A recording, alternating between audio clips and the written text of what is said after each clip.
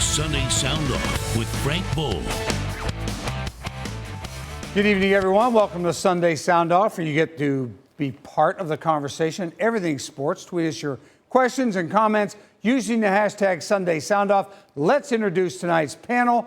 Stan Weber is sitting over in the number one captain's chair tonight. A lot of pressure. Stan, all three of these guys, by the way, have been on the road this week. I appreciate you coming in. Stan just got back from Austin, Texas. Stan, how are you?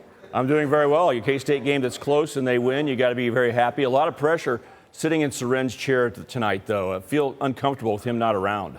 Well, you're way more svelte than Mr. Petro. Okay, Cody Tapp, of course, just back from Surprise, Arizona, who was covering the Royals for Sports Radio 810. Cody, how are you? I'm glad that the weather followed me, so I'm doing well. It was sunny and nice in Arizona, and happy to come back to Kansas City and get the same kind of results. So far, so good, Frank. It's been a good weekend. And Jesse Newell, Kansas City Star beat writer for the Kansas Jayhawks. Jesse, you were in Waco, Texas, where Kansas plays Baylor and Kansas wins. It just flows. Yeah, if I learn anything from the Kansas basketball team, it's not how I start, it's how I finish. So hopefully by the next episode, I'll be to Cody and Stan's standard here. That's all I need. There you are, buddy. Okay. Gentlemen, here are our hot topics of the evening. How much is Eric Hosmer worth to the Royals? Remember, he wants a 10-year deal. Will Kansas cash in or pay in the NCAA tournament after playing so many close games? Bill Self had something to say about that tonight. Number 3, is the earth flat?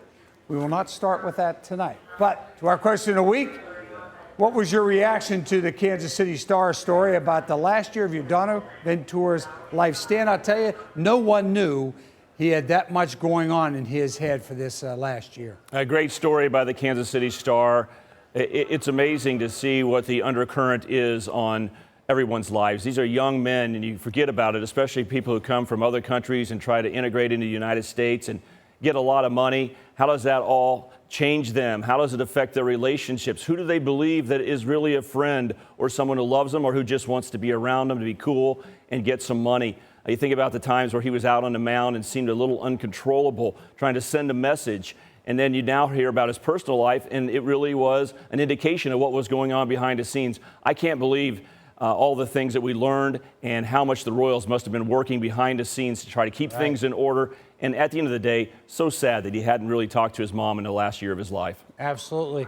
Cody, just too much too soon for the young man. That's really the story of this. It's kind of incredible when you go back through it, and it's things that come down to possible suicide attempts, and he mentioned, Stan, the estrangement with his mother, as well as, other trouble with authorities and authority figures, and the kind of things that you don't want to come out. And when you look back at Ventura, I think you can get some sense of why he was the way he was on the mound. And some people, the kind of money and the kind of fame and recognition that comes this soon comes with a lot of trouble off the field. And it's amazing that none of this stuff came out, but it puts so much in perspective what even more Yordano Ventura is, and gives us even more perspective of how little we know these athletes sometimes. We spend a lot of time with them in the clubhouse or in a locker room, and you think you get to know these guys, and then you get stories like this and you realize just how few layers you've been able to peel back all these years, and a lot of really sad layers at the end in the last year for Yordano Ventura. Yeah, you bet. Jesse?